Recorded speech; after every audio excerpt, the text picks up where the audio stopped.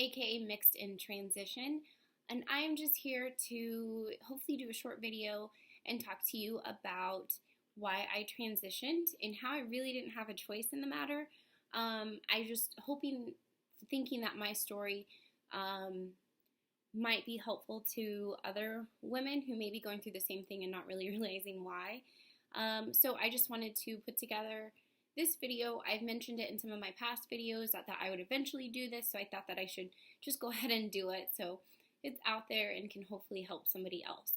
I did take some notes on what I wanted to talk about so that I don't ramble on. If you've watched any of my other videos before, you know that I am a rambler, so I hope this keeps me in check. We'll see.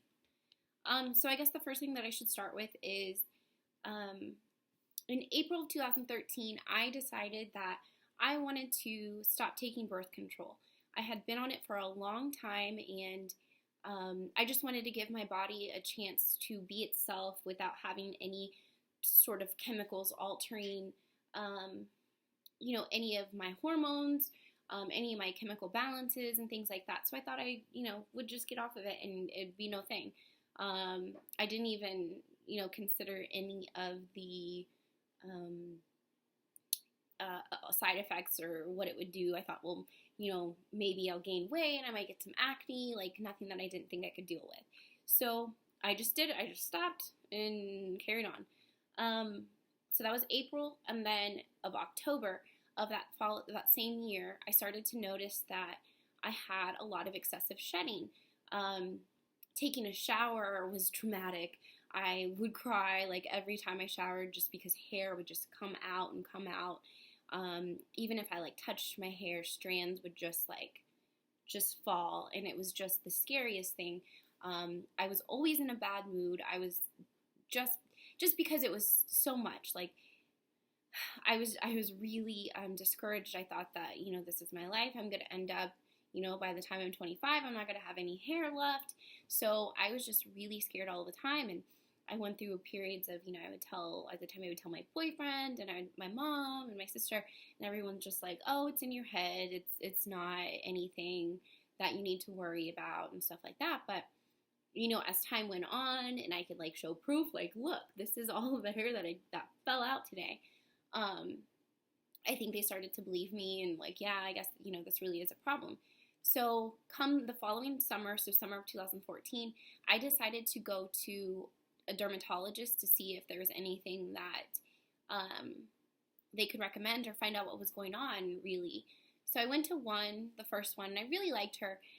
She was black, she was young, she had beautiful curly hair, and she kind of just looked at me and was like, why are you relaxing your hair? And it had never occurred to me that I could not relax. So I didn't have an answer for her. I was just like, oh, I don't know. I just do it. So I didn't, we had that conversation. I really didn't think much more of it at the time.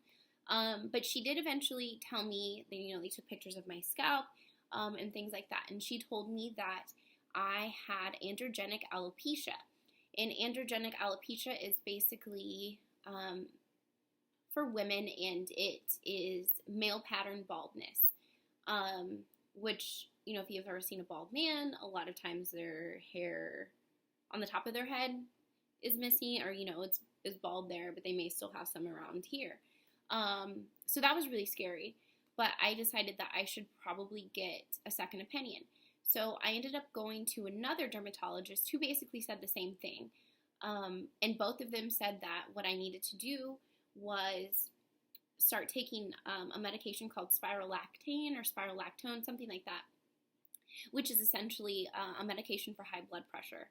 So they both wrote that prescription. They also told me that I should start using Rogaine. And so I had a really hard time with that, because the whole point of me getting off birth control was to live a more natural lifestyle and to not use any sort of medications. And particularly with those, with Rogaine and with the spirolactone, whatever, you basically have to marry it for the rest of your life. So if you take it off of it, you're going to start experiencing that shedding all over again. And that was nothing that I wanted to have on my shoulders. I didn't want to deal with that. I didn't want to feel obligated to something. And especially like if I ever did want to have a baby, I couldn't take that medication anyway. So I would probably eat on top of like postpartum hair shedding and then getting off of that medication. That would just be, detrimental to my hair. So I was like, I really need to find an alternative to how I can save my hair, retain my hair, and do whatever I can to not shed so much, to not lose my hair. So I started doing some research. I found some natural alternatives that I could do as far as supplements go. So I started taking that because it was for individuals with alopecia. So I thought that would be, really good to help. It's called Grow. So I took that probably for about 6 months to a year. During this time, I was still doing research to kind of figure out like what I could do to help my hair anyway. So that's when I came across pre-poos, like in using coconut oil as a pre-poo. So I started doing that. And this, at the time, I was still, relaxing and straightening my hair and stuff like that. So the pre-poos, like using the coconut oil, really helped the condition of my hair. And my hair actually, although it was still falling out excessively, it was growing quite a bit. So fast forward a little bit to, I guess, the fall of 2014, I started, instead of getting a relaxer, I started to get texturizers.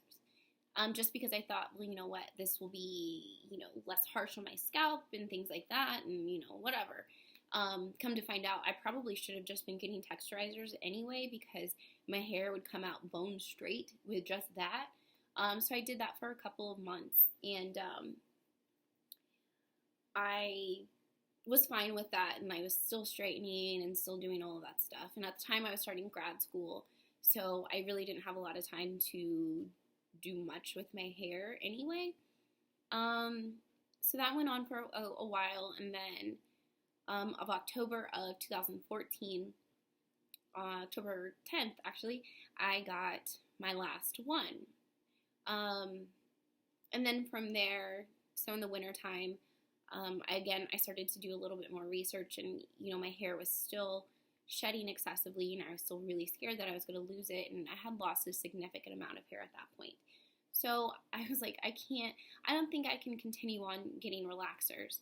So relaxers or texturizers. So I just completely stopped. I had no idea that it was a thing. I had no idea that I was now transitioning.